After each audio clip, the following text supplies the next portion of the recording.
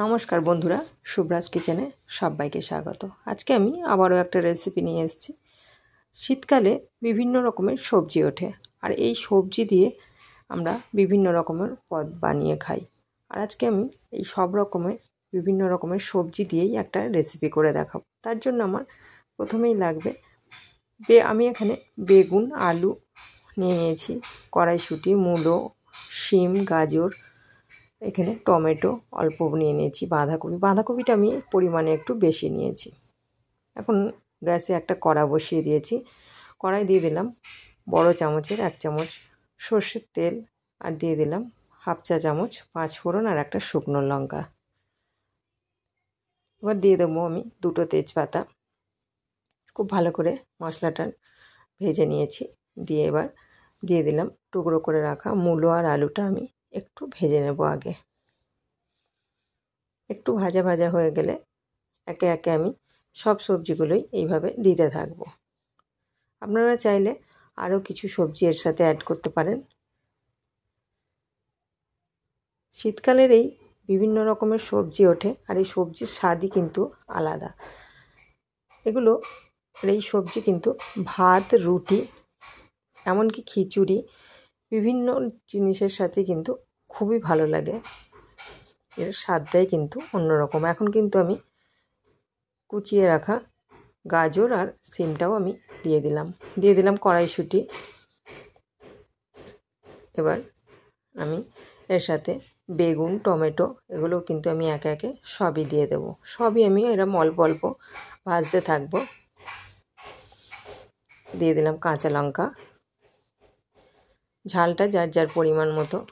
এখন আমি সবজিটা কষতে থাকবো। খুব বেশিও কিন্তু এগুলো কষতে লাগবে না, বা এমন কিছু মশলাও ওতে লাগে না। অল্প মশলাতে কিন্তু খুব ভালো একটা রেসিপি। এখন আমি অল্প একটু আদা গ্রেট করে রেখেছি, সেই আদাটাও আমি এখানে দিয়ে দিচ্ছি। ভালো করে কষিয়ে নেব। আর আমি সামান্য এবার আমি পরিমাণ মতো এতে হলুদ আর লঙ্কা গুঁড়ো দিয়ে দেব।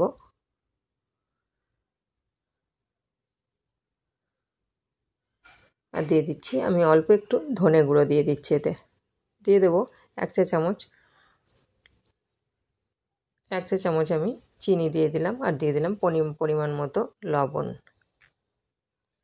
খুব ভালো করে মশলাগুলো সবজির সাথে কষিয়ে নেব। বাঁধাকপিটা কিন্তু আমি সবার শেষে দেব, কারণ বাঁধাকপি দিলেই কিন্তু জল বেরিয়ে যাবে। আমার চ্যানেলে যদি নতুন বন্ধু হয়ে থাকেন, চ্যানেলটাকে সাবস্ক্রাইব করার জন্য অনুরোধ রইল। একটা লাইক দিয়ে পাশে থাকার জন্য অনুরোধ রইল।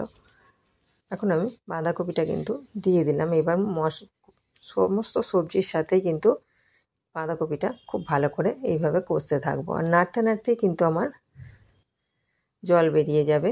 আর আমি কিন্তু এই তরকারিটাতে কোনো রকম জল দেব না। এই সবজির এই জলেই কিন্তু পুরো সিদ্ধ হয়ে যাবে সব।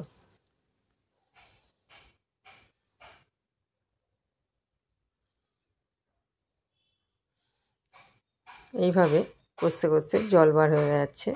এবার কিন্তু আমি সবজিটা একটু ঢাকা দিয়ে 10 মিনিট থেকে 12 মিনিট কিন্তু হতে দেবো, তাতেই আমার সিদ্ধ হয়ে যাবে। দেখুন আমি 10 মিনিট বাদে দেখাচ্ছি কীরকম জল বেরিয়ে গেছে। সবজিগুলোও কিন্তু এখন সিদ্ধ হয়ে গেছে। এবার আমি নাড়তে থাকবো। এভাবে নেড়ে নেড়ে পুরো তরকারিটাকে আমি শুকনো করব, তাতেই কিন্তু হয়ে যাবে আমার।